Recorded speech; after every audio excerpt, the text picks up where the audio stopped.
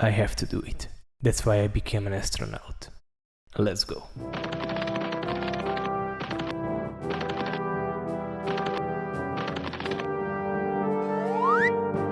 Hello there. Fucking hell, did you just sneak in? Yes. Why the heck didn't you just use the main entrance, like every normal astronaut? Wait, there should be a reason, right? You don't dare to sneak a bread, right? Yes. To be honest, when I was a kid I really thought the biggest problem in space is a lack of oxygen or asteroids, but it turned out I was wrong. And do you know what's the biggest problem? It's rye bread. An ordinary sandwich can easily cause, and actually nearly caused a disaster in space, and because of it NASA banned it. And this is not some internet myth, but what actually happened during the mission, and why bread is now basically outlawed in orbit. Let's rewind to the early 1960s. Back in 1965, NASA was still figuring out how to put humans in space without, you know, killing them. The US and the Soviet Union were racing to see who could do more in space first. In 1965, NASA launched a mission called GEMINI 3. Two astronauts, Gus Grissom and John Young, were on board. John Young was the rookie on the mission, but he wasn't some nervous newcomer. He was sharp, calm under pressure, and known for having a quiet, dry sense of humor. The kind of guy who wouldn't smile while telling a joke. Gus Grissom, on the other hand, was a space veteran. He had already flown on the Mercury program and was famously no-nonsense. Their job was super important, I would say. They tested how people could move around and work in space to get ready for future moon missions. Houston, we have a problem. This mission was short, just about 5 hours, like shorter than your night shift. But it was packed with firsts, like the first time astronauts manually controlled a spaceship in orbit around the Earth. Everything was going fine, until John Young pulled out something weird from his spacesuit. It wasn't a tool, and it wasn't something important for the mission. It was a fucking corned beef sandwich, a real sandwich that you can buy from a deli.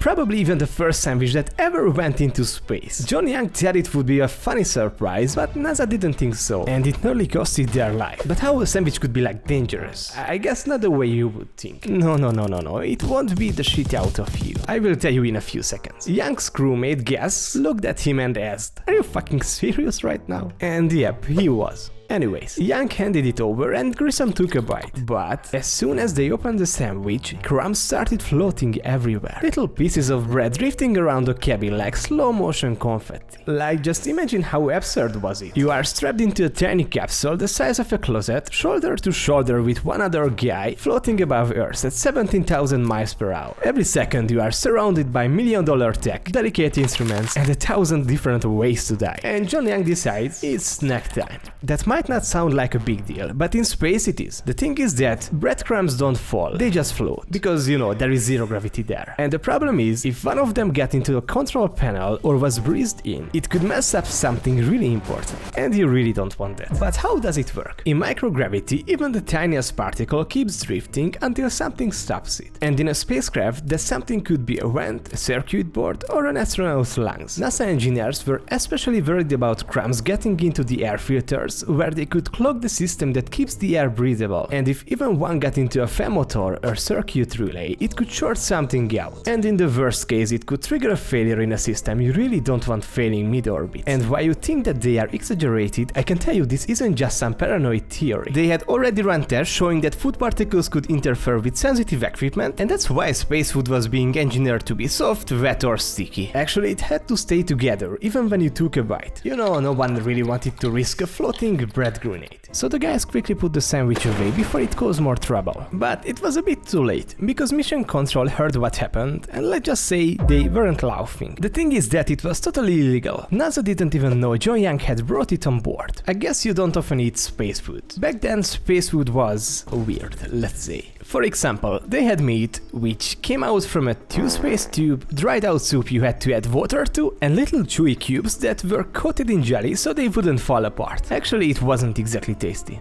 Okay, it tasted like shit, and definitely not something you would look forward to. But fortunately things have come a long way since then. Today's astronauts eat shrimp cocktail, chicken curry and even Thanksgiving dinner, all carefully made to be safe for zero gravity. And NASA even created tortillas to replace bread, just to avoid crumbs, because yes, even now bread is still banned in space after this situation. The thing is that NASA has spent years and millions of dollars designing safe, crumb-free food for space missions. They tested packaging, they built special containers, and they developed bite-sized, sticky cubes that don't fall apart.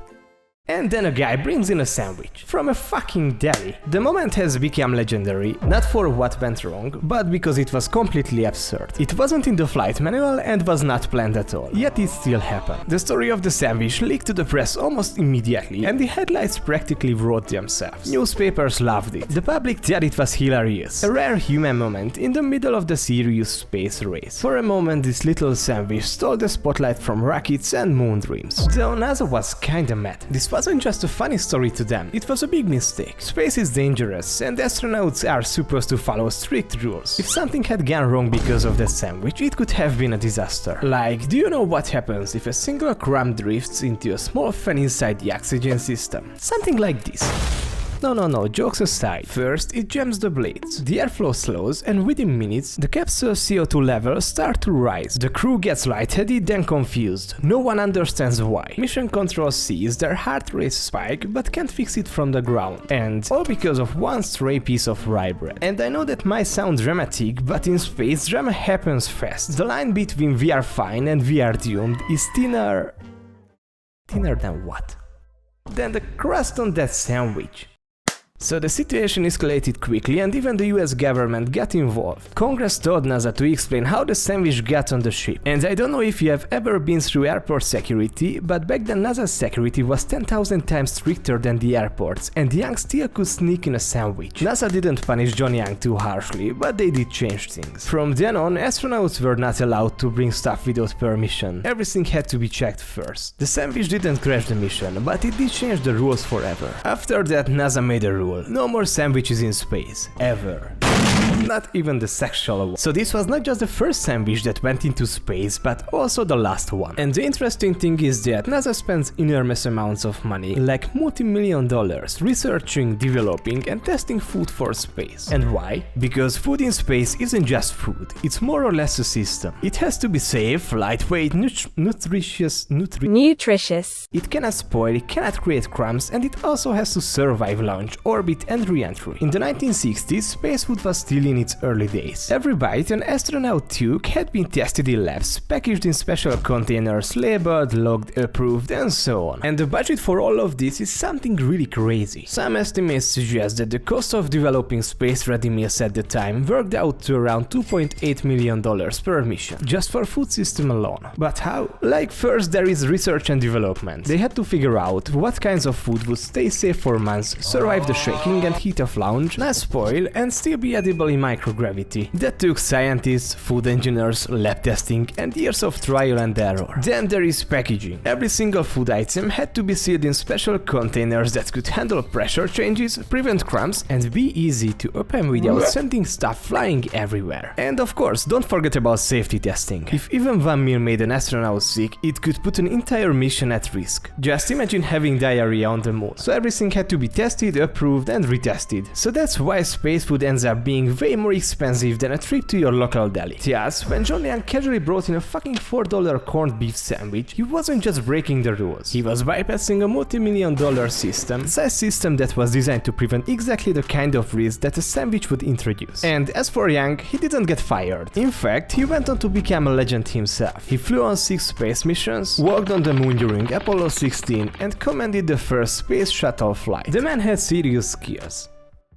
And a sandwich from a deli.